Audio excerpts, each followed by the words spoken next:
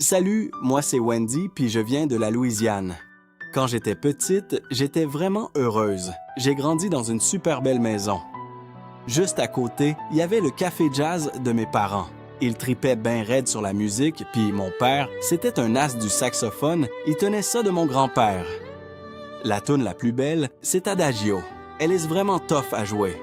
Un jour, j'aimerais ça être capable de la jouer aussi bien que toi. T'es bien capable, tu sais, t'as du talent. Ah, puis regarde, c'est Tilda. Elle gérait le café de mes parents, puis elle s'occupait de moi quand ils étaient pas là. Un jour, la mère à Tilda est tombée malade, fait qu'elle est partie la voir dans une autre ville. J'ai passé toute la journée avec mes parents, puis là, mon père a eu un appel. Après ça, ils sont devenus super nerveux, puis ils m'ont envoyé me coucher. Malgré ça, j'ai réussi à les espionner un peu. Ils sont restés dehors pendant des heures. Je les ai vus rentrer puis aller dans le café, donc j'ai décidé d'y aller en douce. Mes petits aiment ça aller prendre des marches. Demain, maman va leur acheter des bonbons. Sur la route, j'ai presque croisé notre voisine, Madame Brown, mais elle m'a pas vu. En rentrant dans le café, j'ai vu mes parents qui discutaient dans un coin. « Chérie, qu'est-ce que tu fais ici? Viens, on retourne à la maison. »« Vous partez encore? » « On a encore des affaires à régler. Quand tu vas te réveiller, on va être revenu. » Mais c'était encore un mensonge. J'ai passé toute la journée, d'après toute seule, puis j'ai entendu la clé tourner dans la porte super tard le soir. « Maman, papa! » Mais c'était pas eux, même pas Tilda. C'était la sœur de ma mère puis son mari qui sont arrivés chez nous. Mes parents leur parlaient à peine, puis j'avais vu mes oncles juste quelques fois. « Où sont maman puis papa? » Ils ont eu un accident cette nuit-là, puis ils sont jamais revenus. T'es orpheline maintenant, mais on va s'occuper de toi. C'est pas vrai, tout le monde ment. Je voulais pas les croire jusqu'à temps que Tilda revienne. Ah, ma pauvre, je suis tellement désolé. Je suis venu aussitôt que j'ai pu. Tes parents avaient tout écrit dans leur testament. Après leur mort, on a hérité de tous leurs biens, vu qu'on était les plus proches. C'est nous autres qui sommes tes tuteurs maintenant. Cette nuit-là, ils ont amené leur fille Molly chez nous. Ben voyons, t'es donc ben maigre puis pas super cute. Cette nuit-là, j'ai pleuré toute la soirée puis j'étais incapable de dormir. Mes nouveaux proches ronflaient tellement fort que je pensais jamais pouvoir fermer l'œil à côté d'eux. À un moment donné, j'ai entendu des petits pas de l'autre bord du mur. En regardant vite fait dans le corridor, j'ai aperçu deux ombres. Est-ce qu'ils se sont trompés? Peut-être que mes parents sont encore en vie, mais en sortant de ma chambre, il n'y avait plus personne.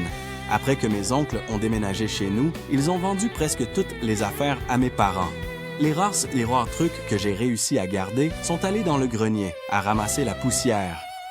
J'ai essayé de jouer du sax de mon père une fois, mais ça a fâché mes oncles. « Arrête, j'ai mal à la tête, il n'y a pas de musique ici. »« Je veux ces jouets-là. »« Non, c'est à moi. »« Wendy, t'as pas honte?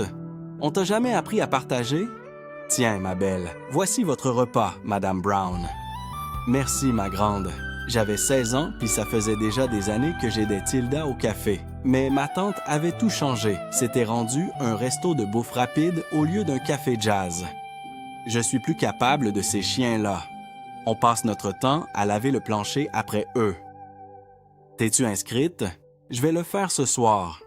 Après chaque shift au café, je filais dans la cuisine pour jouer du saxophone de mon père. Évidemment, ma famille Adams était pas au courant.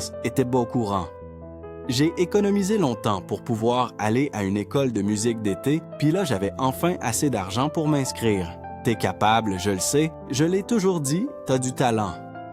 Cette nuit-là, j'ai croisé les doigts, puis j'ai envoyé ma demande à l'école. Qu'est-ce que tu fais? Je commande des beignes au chocolat.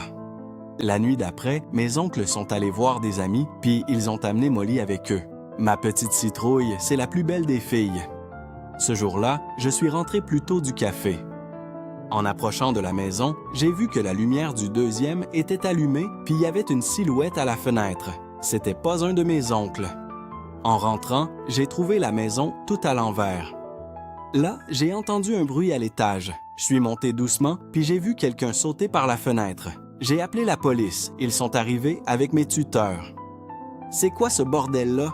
Qu'est-ce que t'as fait? » Je promenais mes petits, puis j'ai vu un voleur passer par la fenêtre. Wendy est pas mêlée à ça. C'est bizarre, rien n'a été volé. Vous devriez installer une alarme. » J'ai vite arrêté d'y penser parce que quelques jours plus tard, j'ai reçu la réponse de l'école de musique. J'étais accepté. J'ai demandé à Tilda de me couvrir puis, à place de bosser au café, j'allais à l'école de musique. Le bâtiment était magnifique, tout vieux, en dehors de la ville. On aurait dit un autre monde. Tous les profs étaient des vrais pros puis je donnais tout pour apprendre avec eux. Évidemment, c'était pas toujours rose puis des fois, je me faisais presque pogner. « Dépêche, la sorcière arrive. Pourquoi t'es pas en salle? » Tilda m'a demandé de l'aider en cuisine. Un jour, j'ai vu une Jeep noire près de la maison. Rien de spécial, mais je l'ai revue souvent dans le coin. J'avais tout le temps l'impression d'être surveillé. Un jour, en revenant de l'école, je sentais quelqu'un me suivre en douce.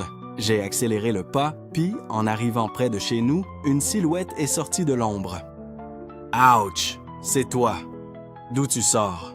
Le café, c'est pas par là. » Molly a tout de suite été le dire à ses parents. « T'étais où, toi, hein? » On travaille fort chaque jour pour te nourrir, puis t'habiller, puis toi, tu disparais n'importe où.